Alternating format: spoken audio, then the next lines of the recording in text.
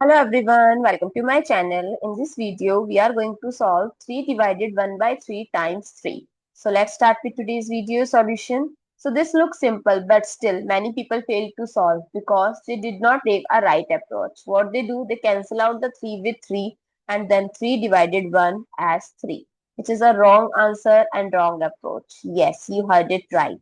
Because as per board mass or PEMDAS rule, if we know that multiplication and division both have same priority. But we have to always solve from left to right. People skip this step and reach that wrong answer.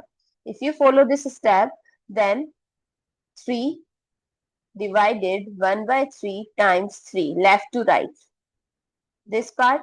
So there is two different things, that is 3 divided 1 by 3 and 3 divided 3. This gives 1, but this gives 3 multiplied 3 by 1, that is 9. So this part is 9, not 1.